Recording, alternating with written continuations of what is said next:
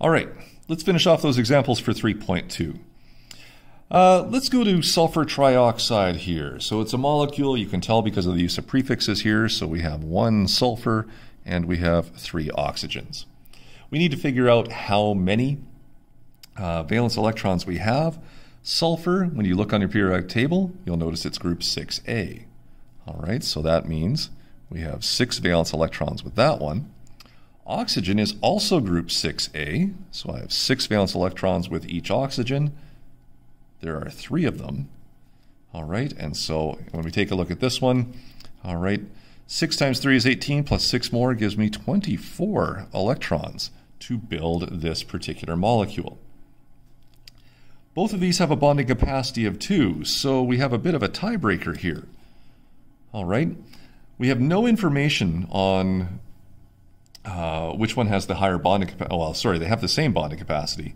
So what we're going to do is go to our tiebreaker rule, in which the one listed first will be the, or most likely, central atom when building this. All right, we have 3 oxygens. We don't know exactly which one would be central if one of these were. We only have 1 sulfur, so it kind of makes sense to consider that the central atom here. All right, so if we put sulfur into the center, there's my 1 sulfur. I need to attach 3 oxygens to it, so I do that first. 1, 2, 3. That used 2, 4, 6 of my valence electrons. And so I have 18 valence electrons left. Those have to go outside in, so let's finish our oxygens and make sure they get their octet. 2, 4, 6, 8, 10, 12, 14, 16, 18. I've used all of my electrons. Once all the electrons are used, now we go inspect this thing to make sure that all octets are good. And so, whoops. All right, here we have 8 around the oxygen, 8 around the oxygen, 8 around the oxygen, 6 around sulfur. Gosh darn it, it doesn't have enough. So we need to borrow and share 1 more lone pair with sulfur. Since all 3 oxygens are equivalent here, we just pick one. It doesn't matter which one gets shared, so I'll do this one here. All right, and now this leads me to having sulfur with a shared one with oxygen here, a shared one with oxygen here, and then 2 shared ones with this oxygen. The remaining ones look like this. All right, and so now I can draw my structural diagram in which sulfur shares 2 bonds with that oxygen, a single one with that oxygen, and a single one there. No lone pairs would be listed on this one because your central atom doesn't have any solo pairs. They're all bonding pairs. All right, let's go over here to ethyne. All right, this is a bigger molecule, C2H6. Okay, so carbon, we know, is group 4A. It has 4 electrons, but there's 2 of them. Plus hydrogen, which has 1 valence electron, but there's 6 to give us our total. 1 times 6 is 6, plus 4 times 2 is 8, so 8 plus 6 ends up being 14 electrons to build our molecule. Now in this one, we've said before that the highest bonding capacity goes in the center. Okay, and so carbon being the highest bonding capacity should be a central one. If I have 2 carbons, it should make sense that I have 2 central atoms. All right, that's just a little bit of an extension or a stretch for you guys here. That, of course, to do this required 2 electrons, and so we have 12 left. Now I need to attach my hydrogens. There's 1, there's 2, there's 3, 4, 5, and 6. All right, so there we go. We have our 6 hydrogens, and that took 2, 4, 6, 8, 10, 12. It took all the remaining electrons that I had, and I have none left. So we go check duets and octets. This hydrogen is good. Duet, duet, duet, duet, duet, duet. All of my hydrogens are fine.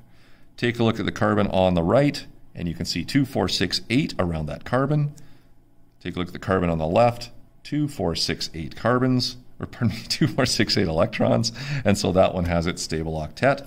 So now I just have to draw this as a structural diagram with lines to represent all of the bonded pairs. And again, we see no need for any sort of lone pairs because there's nothing on the central atom or atoms. 2 more to go before you guys get to go practice this for some homework. Now we have a phosphate ion. All right, so we take a look at what we have here.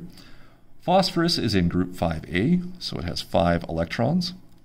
Oxygen group 6A has 6 electrons, but there are 4 oxygens, so it's going to be multiplied by 4. And now we have a surplus charge of -3. So how do I get 3 extra negatives?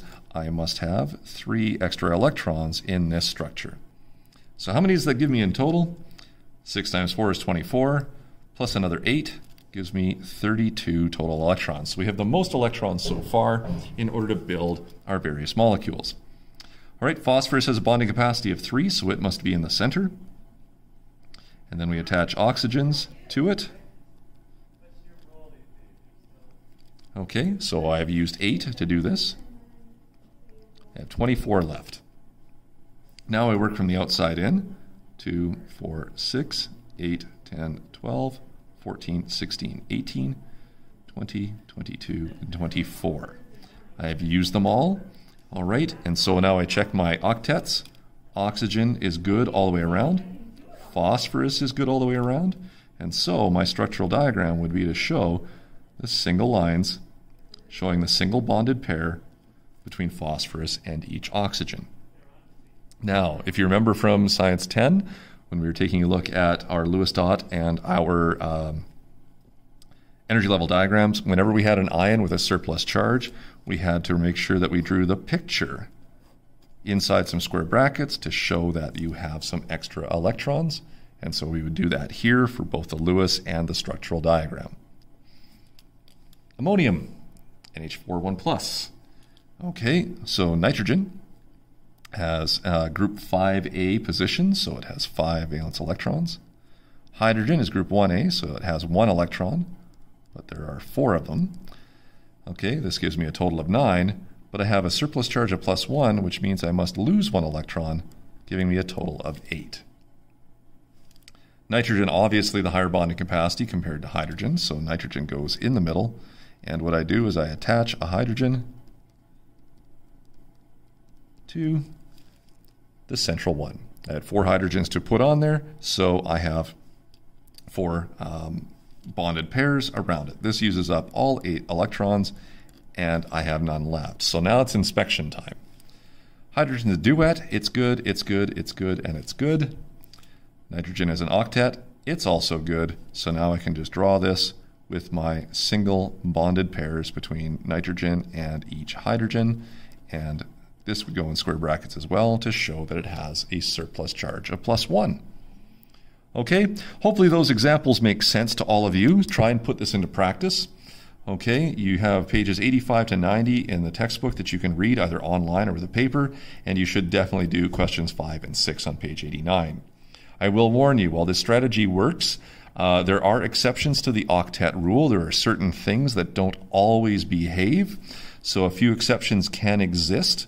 All right, nitrogen monoxide, you're going to have a hard time with that one if you give it a shot.